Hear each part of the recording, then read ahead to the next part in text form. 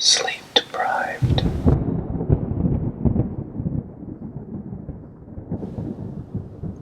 We are all faced with decisions throughout the day. Some of us are tasked with decisions that affect other people in more complicated ways. Regardless, we base our decisions about information provided to us, our senses, and through other means. The lives we interact with are intertwined with the choices we make or fail to make. Still, we must live with the consequences of our decisions. Welcome to episode number 1. I title this, You Don't Understand Abraham Lincoln. This series of events occurred many years ago while I was attending law school. During my 3-year trek through law school, I resided in an apartment complex that I believe was originally an old hotel. The building was 3 stories high, with a bottom floor sunken partially below ground level. Each apartment was converted into a studio apartment. My mother originally helped me secure the apartment because I was returning from abroad and still under a contract. I had limited time to move back, and because I was still employed, my mother helped me secure residence. The apartment complex was near the law school, and, assumedly, would be filled with the students attending the nearby university. However, I later learned that it was actually, in part, a pre-release residence.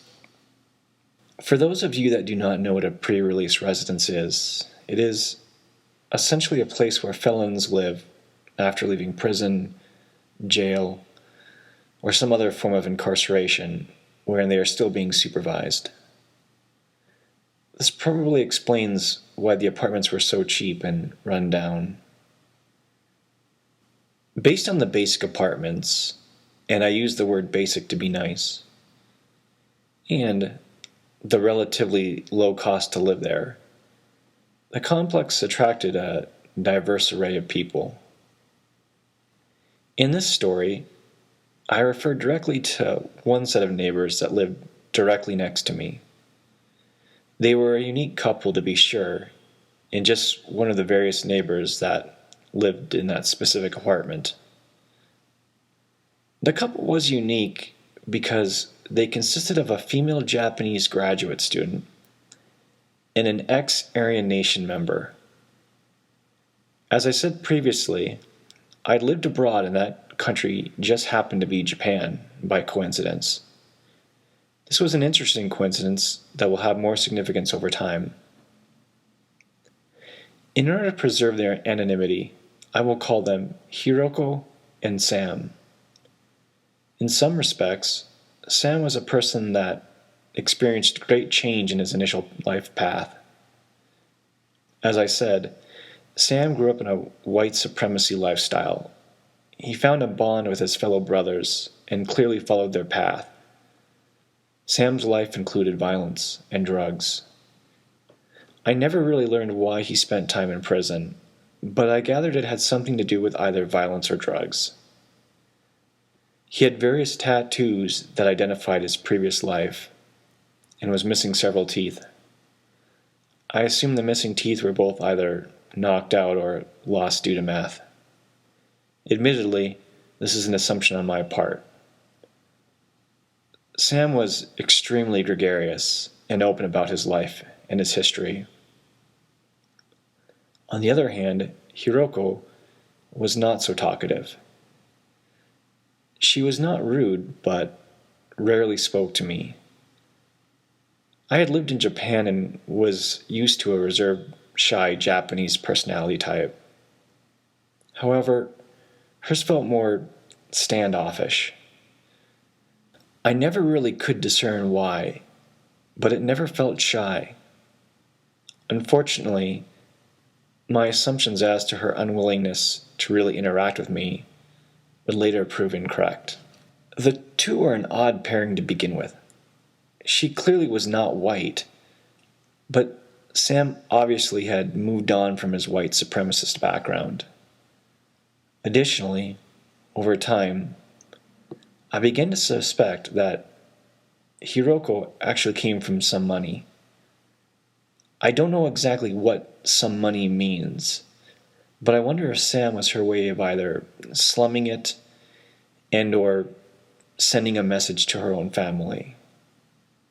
Interestingly, there are a subset of Japanese that are also heavily purists. I met a lot of wonderful people and had great experiences, but I also learned that some Japanese held on to a traditional sense that a Japanese person does not procreate or date out of their own race. I wonder if Hiroko's family maintained this ideology. Still, ironically, it seems an odd twist that the two individuals with purity backgrounds would come together. Again, I have to admit that I'm making several assumptions about Hiroko's background, as she never interacted with me much. On the other hand, Sam called me his lawyer buddy and was always chatting me up. He would later teach me how to pick various locks, among other interesting skill sets. Living in this complex, I shared an adjoining wall with the two. Almost nightly they fought. Their arguments were epic debates that typically devolved into screaming matches. Oftentimes, I would sit against my bed and listen to the content of their arguments. On one night, I was studying some area of law, probably contracts, wherein I started to hear this rumbling between the two, and then out blurted, "You don't fucking know Abraham Lincoln." This was Sam's exclamation. I stopped and set down my book. Again, "You don't fucking get Abraham Lincoln." I don't entirely recall how Hiroko responded, but somehow Abraham Lincoln was related to the North Koreans kidnapping Japanese citizens. Hiroko was debating some connection between Lincoln and why or how North Koreans kidnapped Japanese. Sam told her he didn't fucking care about the North Koreans because if they tried any of their shit on him or his family, he would take those fuckers out. Hiroko argued in kind that Sam did not understand the North Korean issue. Somehow, Lincoln had faded from the debate because I never heard another word about Lincoln. The remainder of the argument revolved around what kind of weaponry Sam would use to protect his family against the fucking North Koreans. I'm assuming this assuaged Hiroko because the argument died down later. There were many frequent arguments between these two. I now forget the content of most of their arguments. I just recall them being odd debates about politics and other issues. The yelling was rarely about the inner workings of their relationship, but rather random issues. This isn't to say that they were not verbally abusive, because they routinely swore at each other and there was a violence behind their words. At this point, you might be wondering why I never injected myself into their arguments. But you would be making an incorrect assumption. I did interject myself on several occasions. Specifically, I began to evolve myself progressively because I began to hear more than just yelling. I could hear things being thrown and sounds as if someone was being thrown around. Several times, Sam would answer the door when I started knocking. I would ask if they were okay, and he always kind of peeked out through the door. Suffice to say, I had great concerns about what was occurring, and one night I talked my way right into their apartment. As I entered the apartment, I could smell the odor of beer. Strong odor of beer. The room was unkempt, and Hiroko was huddled on the bed with her back to the wall and knees against her chest. She looked intently at me. Sam was next to my side. I believe he's to my left. I think he offered me a beer, and I declined, but I did hang out with them for a while. I generally talked about how law school sucked and how I had to study all the time, hoping maybe that would calm them down if they knew how busy I was studying. Throughout the conversation, Sam was calm and Hiroko barely said a word.